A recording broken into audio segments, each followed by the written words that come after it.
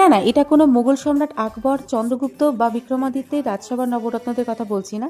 এটা তোমার আমার সবার রান্নাঘরেরই নবরত্নদের কথা বলছি, যাদের ছাড়া এই পোলাওয়ের রেসিপিটা করা প্রায় অসম্ভবই বলা চলে। তবে রত্নের চয়েসটা এদিক ওদিক করে নিতে পারো, যার যেমন পছন্দ। নিয়েছি ফুলকপি, মটরশুঁটি, ক্যাপসিকাম, লাল হলুদ, বেল পেপার, পনির। এখানে পনির সমেত 8টা সবজি আছে। আর বাকি একটা রত্ন, যেটা একদম ভিডিও শেষে বলছি, যেটা এই পোলাওটাকে অনেক বেশি কালারফুল করে তুলবে। প্রথমে প্যানের মধ্যে কিছুটা ঘি দিয়ে আমন্ড, কাজু, কিশমিশগুলোকে ভেজে নেব। ড্রাই ফ্রুটসগুলো ভেজে নেওয়া হয়ে গেলে ওই ঘিয়ের মধ্যেই পনিরগুলোকে হালকা করে একটু ভেজে নিতে হবে। পনিরগুলো ভাজা হয়ে গেলে তুলে নিয়ে এর মধ্যে আরও 2 চা চামচ ঘি অ্যাড করব।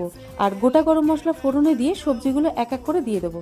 তোমরা ঘিয়ের বদলে সাদা তেলেও রান্নাটা করতে পারো, তবে পুরো রান্নাটা ঘি দিয়ে করলে পোলাওয়ের ফ্লেভারটা খুব সুন্দর আসে, বেশ একটা রাজকীয় ব্যাপার আসবে। তাই বললাম, এই রান্নাটার সাথে কোনো রকম কম্প্রোমাইজ করো না, নিজেরাই তো খাবে। সবজিগুলো দেওয়া হয়ে গেলে দেবো পরিমাণ মতো নুন আর চিনি। যেহেতু পোলাওটা একটু মিষ্টি মিষ্টি ভালো লাগে, তাই চিনিটা একটু বেশি দিতে হবে। সবজিগুলো সেদ্ধ হয়ে গেলে এর মধ্যে দিয়ে দেবো 80% সেদ্ধ করা বাসমতি চাল। চালটা আমি তেজপাতা আর গোটা গরম মশলা দিয়ে আগে থেকেই সেদ্ধ করে রেখেছিলাম। ভেজে রাখা পনির ও ড্রাই ফ্রুটসও দিয়ে দিলাম। এবার শুধু হালকা হাতে উপর নিচ করে মিশিয়ে নিতে হবে, একদম হালকা হাতে, যাতে চালটা ভেঙে না যায়। নবমতম রত্ন অ্যাড করবো বলেছিলাম, সেটা স্পেশাল টাচও বলতে পারো।